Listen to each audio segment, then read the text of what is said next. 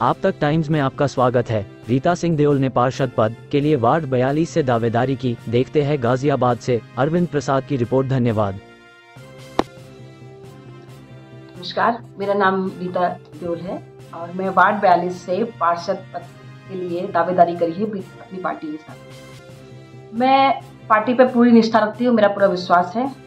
मैं कमल के फूल के साथ, पार्टी जिसको भी अपना प्रत्याशी चुनेगी हम उसका साथ देंगे, लेकिन मैं पार्टी से अपने लिए मांग करती हूँ टिकट की, क्योंकि मैं कार्य कर सकती हूँ, मेरे अंदर क्षमता है। इस बार महिला सीट आई है, महिला सीट में मेरा मानना है प्रत्याशी जो महिला ही होनी चाहिए। क्यों? क्योंकि महिला सीट देने का एक कारण होता है, महिलाओं की भागीदारी बढ़े।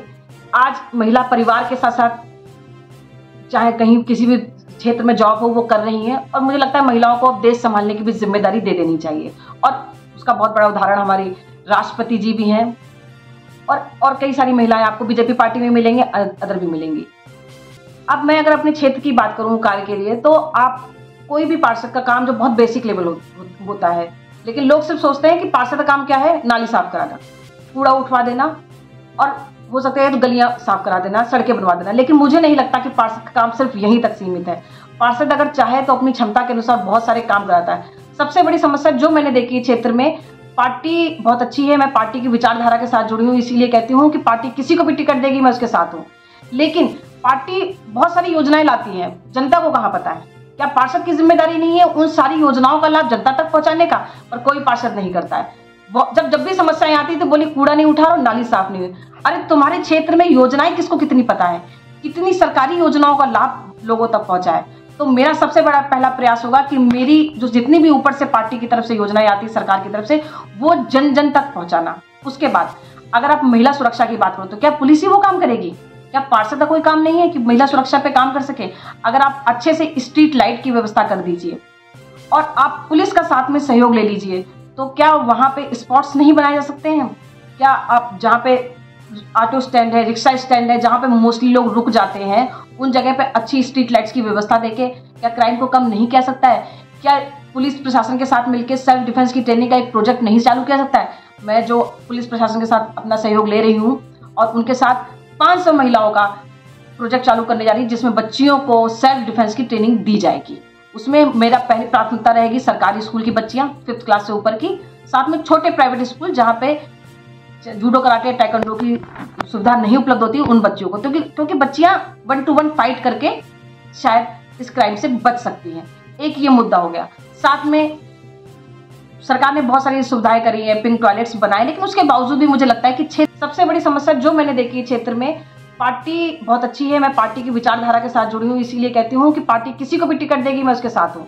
लेकिन पार्टी बहुत सारी योजनाएं लाती है, जनता को कहाँ पता है? क्या पार्षद की जिम्मेदारी नहीं है उन सारी योजनाओं का लाभ जनता तक पहुंचाने का? पर कोई पार्षद नहीं करता है। जब भी समस्याएं आती तो बोली कूड़ा नहीं उठा और नाली साफ नहीं हुई। अरे तुम्हारे क्षेत्र में योजनाएं किसको कितनी पता है, कितनी सरकारी योजनाओं का लाभ लोगों तक पहुंचा है? तो मेरा सबसे बड़ा पहला प्रयास होगा कि मेरी जो जितनी भी ऊपर से पार्टी की तरफ से योजनाएं आती है सरकार की तरफ से, वो जन जन तक पहुंचाना। उसके बाद अगर आप महिला सुरक्षा की बात करो तो क्या पुलिस ही वो काम करेगी? क्या पार्षद का कोई काम नहीं है कि महिला सुरक्षा पे काम कर सके?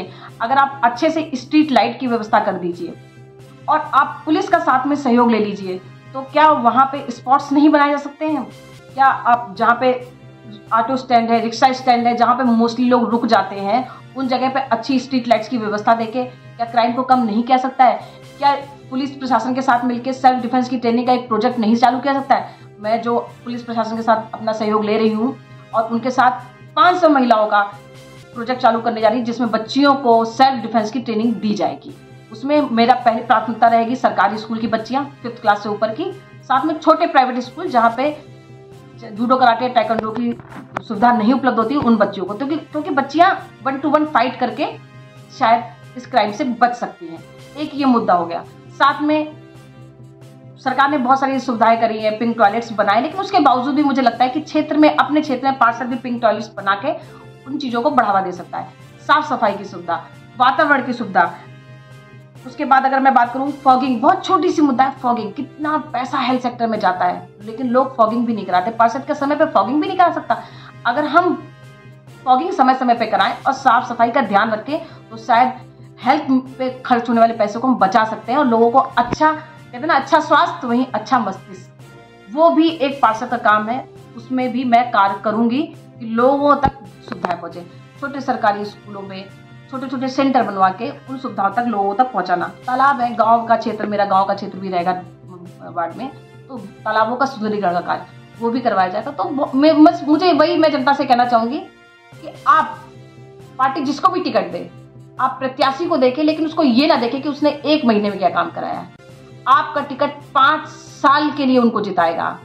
जो आज 1 महीने पहले आपके पास काम करने आया है वो आपके वोट के लिए काम करने आया है, और जो 5 साल काम करने वाला है वो आपके लिए काम करेगा। तो आप उसको चुने जो आपके लिए काम करे, जो आपकी सुने, ना कि जो 1 महीने काम करे सिर्फ वोटिंग के टाइम पे, क्योंकि वोट लेने के बाद वो कभी दिखाई नहीं देगा। धन्यवाद।